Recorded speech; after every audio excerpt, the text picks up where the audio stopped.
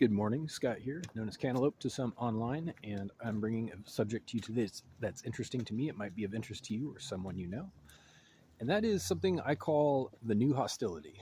What is that? Wow, new hostility. Well, we've heard of hostility. We know what passive aggression is. We know what people being rude and mean is. Most of us have experienced that. New hostility. What can I mean by that?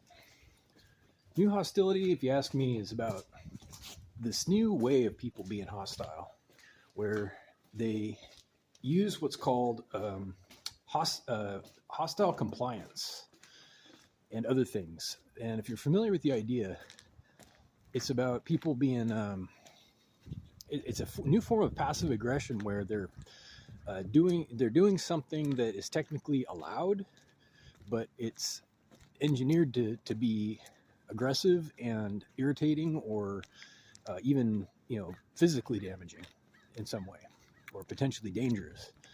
So this is gonna be a short video. I just want to make an example of something that has happened to me recently myself. A person approached me. Don't need to go into too much detail about the person themselves, but they said things like they walked up and approached me first of all. So it's one of those things where they approached me, and then there was a little bit of back and forth where they made it ambiguous who approached who, but it's like they showed up without their stuff, and then I had to invite them into my space or not. So of course I'm going to do the human thing and why don't you have a seat, whatever, so it looks like I'm inviting them, but they really did approach me, first of all. Second of all, they come up, and then there's a very well understood, recognized thing about certain people, autistic people, to be blunt, where it's difficult or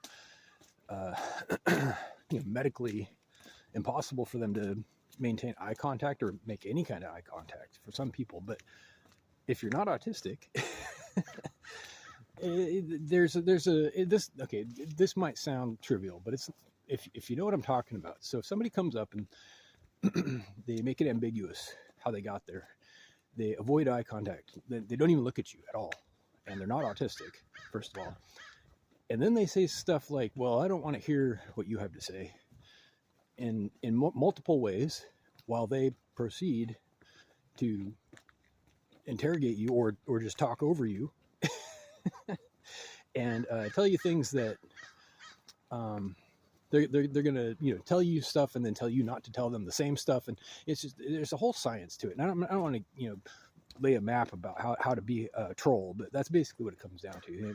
And some people are really, really good at it, and unfortunately it's kind of tearing us up as a society. I mean, there are ways to resist, there are ways to protest, but when it becomes your default mode of operation, when you're just approaching everybody as a troll, well, that kind of is a mental illness. It's like, it is, but it isn't, especially when you're trolling somebody about mental illness.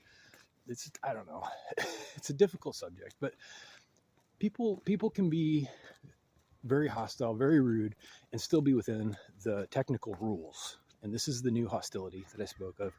So I don't know, trolling has reached a new level of sophistication, and it's unfortunate.